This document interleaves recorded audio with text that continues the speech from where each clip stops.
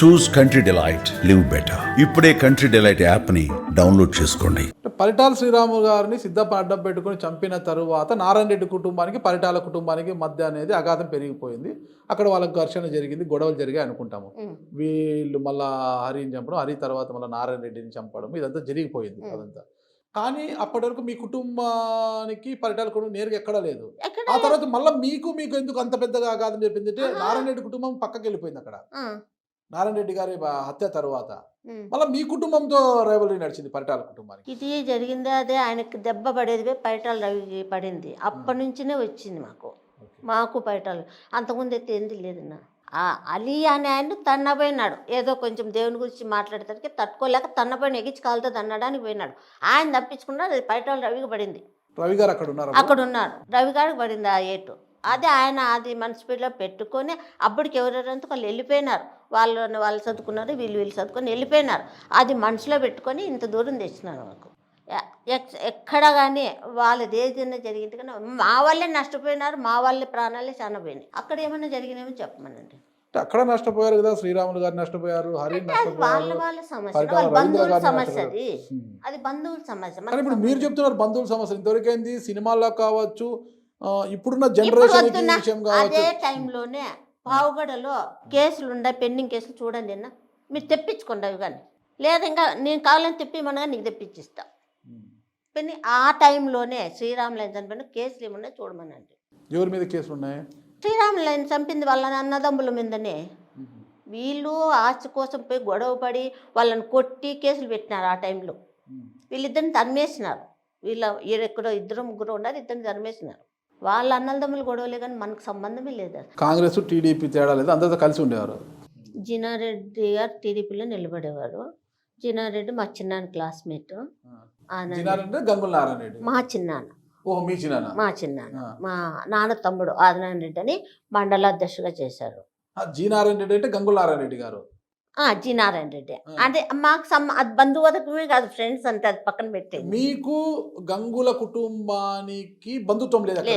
రెడ్డి గారు అంతే, అంతే రెడ్లు బంధుత్వం లేదు, కేవలం రాజకీయ సంబంధాలు తప్పితే ఎక్కడ బంధుత్వం లేదు. ఓకే. నారాయణ రెడ్డి గారు పోటీ చేశారు. మీ చిన్నాన్న?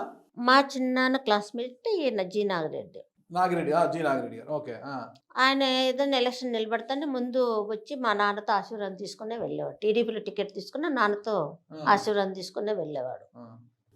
మాకు సంబంధాలు బాగుండే. టీడీపీలతో కాంగ్రెస్ గొడవలు ఎప్పుడు లేదు మాకు. అక్కడ ఇప్పుడు ఎస్ రామచంద్రారెడ్డి గారు స్వతంత్ర అభ్యర్థిగా పోటీ చేసింది నాన్నగారి పేరు, నాన్నగారి హయాంలోనా నారాయణ రెడ్డి గారు? నారాయణ రెడ్డి గారు నారాయణ రెడ్డి గారి పైన స్వతంత్ర అభ్యర్థిగా పోటీ చేసి ఓడిపోవడం జరిగింది అప్పుడు నారాయణ రెడ్డి గారు. అంటే నారాయణ రెడ్డి గారు ఎమ్మెల్యేగా ఉన్నప్పుడు నాన్న ఇంకా ఎమ్మెల్యే కాలేదు కదా, సమితి ప్రెసిడెంట్ అంతవరకే. నారాయణ రెడ్డి గారి మరణం తర్వాత పెనుకొండకు పోయి నాన్నగారు గెలిచారు మళ్ళా, అంతే కదా? 81, 82లో చనిపోయినారు నారాయణ రెడ్డి గారు. నాన్నగారు నారాయణ రెడ్డి గారు. నాన్న 89లో ఎమ్మెల్యేగా అక్కడ పోయినాడు పెనుకొండకు. 89 నాన్న ఎమ్మెల్యే ఒకసారి కదా, నాన్న ఎమ్మెల్యే ఇద్దరు ఒకసారి. అన్నాను నాన్నగారి మరణం తర్వాత మళ్ళీ అన్న బై ఎలక్షన్స్ లో మళ్ళీ గెలిచారు అన్నగారు. అప్పుడు నాన్నగారి మీద అంటే నాన్నగారి మీద పోటీ చేసింది ఎవరు, అన్నగారి మీద పోటీ చేసింది ఎవరు? రమణారెడ్డి గారి మీద. నాన్నగారి మీద ఎస్ రామరెడ్డి అనుకుంటా. అవునా? ఆయన. రమణారెడ్డి గారి మీద గాదిలింగప్ప.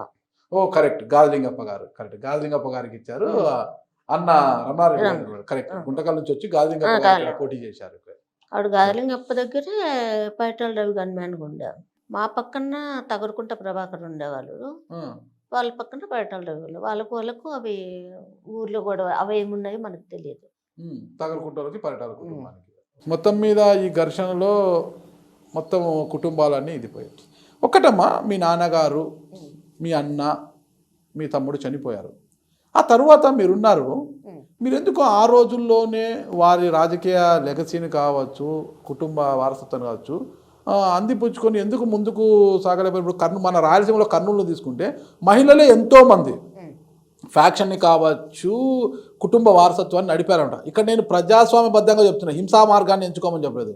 ప్రజాస్వామ్యబద్ధంగానే మీరు ఎందుకు ముందు రాలేకపోయారు పోరాటం చేయడానికి?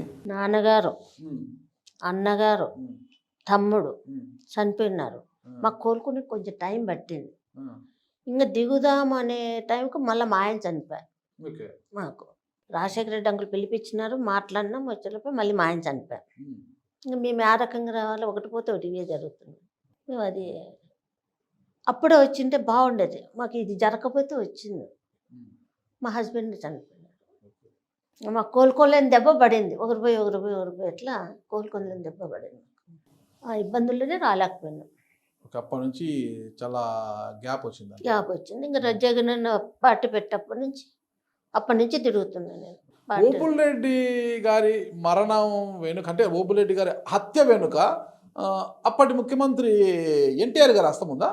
ఎన్టీఆర్ గారి హస్తం అయితే నాకు తెలియదు, కానీ ఓబుల్రెడ్డి అప్పుడు అరెస్ట్ అయినాడు, బెయిల్ మీద బయటకు వచ్చినాడు. బయటకు వచ్చిన తర్వాత మాకు ఫోన్ చేసినాడు. మాకు వేరే వాళ్ళు ఏమని చెప్పారంటే ఓబుల్రెడ్డి అన్న పెళ్లి చేసుకున్నారు అన్నారు. అంటే కాదురా ఇట్లా అంటున్నారు, ఎట్లా అని అమ్మ అడిగింది. ఫోన్లో ఎందుకు లేవా, నేను వస్తా కదా మాట్లాడతాను అన్నాడు. ఇంకా ఆ మాట చెప్పినాడో లేదో 10-15 రోజులకి అట్లా జరిగింది. అంటే ఇంటికి రాలే బెయిల్ మీద. ఎక్కడ, ఏ జైల్లో ఉండే? ఆడే హైదరాబాద్లో. హైదరాబాద్లోనే ఉన్నాడు. అంటే రోజు సంతకం పెట్టాలి స్టేషన్కి పోయి అన్నట్టు అక్కడే ఉన్నాడు. అప్పుడు మాకు చెప్పినాడు, ఇట్లా పెళ్లి పెళ్ళి అని అయింది అంటున్నారు, ఎక్కడ ఏందిరా నువ్వు చేస్తాను లేదని అమ్మ అడిగింది. అడిగితే నేను ఇంటికి వచ్చినాక మాట్లాడతానమ్మా అన్నాడు. ఇంత పెళ్ళి అయిందా కాలేదా? అయిందని పక్కన వాళ్ళు చెప్పడమే, మాకైతే తెలియదు, మేము చూడలేదు, ఒక ఫోటో లేదు, మేము చూడను లేదు. అసలు పెళ్ళి అయిందని మా పక్కన వాళ్ళు చెప్పితేనే మా తమ్ముడిని అమ్మ అడిగింది. తమ్ముడు దాని క్లారిటీ ఇవ్వలేదు. ఇలా ఇంటికి వచ్చాక మాట్లాడతానమ్మా అన్నాడు. ఫోన్లో ఎందుకు బట్టి చేసుకుని ఉండొచ్చు అని మేము అనుకుంటున్నాం. ఉండొచ్చు. మరి ఆమె ఎక్కడుందో ఎవరికి తెలియదు. అదేమో ఆమె చనిపోయిందని చెప్తున్నారు. అద్దప్పుడు అన్న తమ్ముని పక్కనే ఉన్నారు కదా పాప జయలక్ష్మి, ఆ పాపనే అని అన్నారు. ఓకే, ఆ రోజు పక్కన ఉన్న అమ్మాయి ఆయన భార్య, ఆయనతో పాటు ఆమెను చంపారు. చంపలే, ఏదో దెబ్బలు వెళ్ళిపోయారన్నారు, మళ్ళీ చనిపోయిందని చెప్పారు. మనకు రుచితే తెలియదు ఇంకా. మొత్తం మీద అది రామోజీరావుకు బంధువుల అమ్మాయి. ఓకే, రామోజీరావు బంధువులా? అప్పుడు ఏమన్నారంటే ఆ పాపే చంపించిందనే రకంగానే వచ్చింది మాకు. అవునవును, అది దేవునికి తెలియదు. ఇప్పుడు ఎన్టీఆర్ అంటారు ప్రత్యర్థులు పంపించారు ఆమెను అని అంటారు, అది మాకు తెలియదు, మీ కళ్ళతో చూడలే, మేము చెప్పలేం. ఓబుల్రెడ్డి గారిని చంపింది ప్రత్యర్థులు ఆర్ఓసి అంటే దేవుడికి తెలియాలి. ఇంకొకటి చంద్రబాబు నాయుడు గారు అప్పుడు ఎన్టీఆర్ మీద చెప్పులు వన్నాయి చూడండి అక్కడ. అప్పుడు చంద్రబాబు నాయుడు గారు పైటాల రవికి టికెట్ ఇవ్వకుండా మా తమ్ముని పిలిచిన అన్న పార్టీలోకి టికెట్ ఇస్తాను రండి అని పిలిస్తే మా తమ్ముడు చెప్తే మా తమ్ముడు ఏమన్నా అంటే ఇద్దరం ఉంటే కాంగ్రెస్ లో ఉందాం, పార్టీలు మారేది వద్దు అన్నాడు మా తమ్ముడు. అన్న అడిగినాడు, మేమున్నాం సాక్షిగాడ ఫోన్, అప్పుడు ల్యాండ్ ఫోన్లో సెల్లులు లేవు, ఇట్లా ఫోన్ చేశాను నన్ను మాట్లాడుతున్నారా ఏమని చెప్పాలి నేను అంటే, వద్దున్న ఇద్దరు ఒకే పార్టీలు ఉన్నావు, ఒకటట్లు ఇటు వద్దని చెప్పినాడు. అది కానీ బయట రవికి జీర్ణించుకో, నన్ను తగ్గిస్తున్నారేమనే బాధ అయినా ఉండిండొచ్చు. ఇక్కడ ఒక దెబ్బ ఒకటి పడింది, అది ఒకటి జరిగింది. ఇంకా మా ఇంటి ముందు ఒకటి ఎన్టీఆర్ వచ్చినప్పుడు గొడవ జరిగింది అన్నారు కదా, అది ఎలా జరిగిందని నాన్న చనిపోయారు. మళ్ళీ నాన్న చనిపోయినా రాజీవ్ గాంధీ చనిపోయి మధ్యలో ఇంకా ఎలక్షన్ ఎంపీ గంగాధర్ అనే ఎలక్షన్ ఉంటేనే నాన్న హిందూపూర్ తిరిగేవాడు. ఆ హిందూపూర్ గంగాధర్ ఎలక్షన్ కిడ్నాప్ చేయాలనే ఉద్దేశంతో వచ్చి నాన్నని చంపినారు. అది నయ్యూం ఉన్నాడు కదా తెలంగాణ, నయ్యూము ఒక వెహికల్ తెచ్చారు, ఓమ్లీ వెహికల్, వీళ్ళు బైక్లో వచ్చినారు. ఆ పోతులు సురేష్ అని ఆయన కిడ్నాప్ చేసేటోళ్ళు, అది మాలపాటి వెంకటేశ్వరరావు మనుషులు కొంతమంది దాంట్లో వచ్చినారు. మాలపాటి వెంకటేశ్వరరావు ఎందుకు నాన్న మీద కక్ష పెట్టినాడు, ఈ దందాలన్నీ స్టాప్ చేపిస్తాను నాన్న. ఏ దందాలు? వాళ్ళంతా ఈ దందాలు చేసేవాళ్ళు షాపులో ఉన్న ధర్మారంలో అంతా, అవి ఇయ్యద్దండి అని అందరికి చెప్పారు. రాడికల్సే నాన్న అవన్నీ స్టాప్ చేసినాడు. ఇప్పుడు మన దగ్గర ఉండే వాళ్ళకు ఒక గన్ ఇచ్చి మీరు ధైర్యంగా నిలబడండి, ఎవరికి మీరు దందాలు ఇవ్వద్దాల్సిన అవసరం లేదని చెప్పేవాడు నాన్న. అది తట్టుకోలేక నాన్న చంపితేనే మేము ఎదగలం అన్నట్టు చేసినారు ఆ టైంలో వెంకటేశ్వర. ఇక్కడ లోకల్గా నయ్యం అంటే నాన్నని కిడ్నాప్ చేసి ఎత్తకపోతే అక్కడ టీడీపీ గెలవచ్చు అని హిందూపురం, నాన్నకు అప్పుడు హిందూపురం ఒప్పచెప్పినారు ఎంపీ ఎలక్షన్కు. గంగాధర్ అన్న నిలబడినాడు ఎంపీ. అప్పుడు నాన్న కిడ్నాప్ చేసేపోయి మళ్ళీ వదిలేస్తే అప్పుడు మనం టీడీపీ గెలుచుకోవచ్చు అనుకున్నారు. సుమన్ టీవీలో మీ పర్సనల్ అండ్ బిజినెస్ ప్రమోషన్స్ కోసం కింది నెంబర్కి కాంటాక్ట్ చేయండి.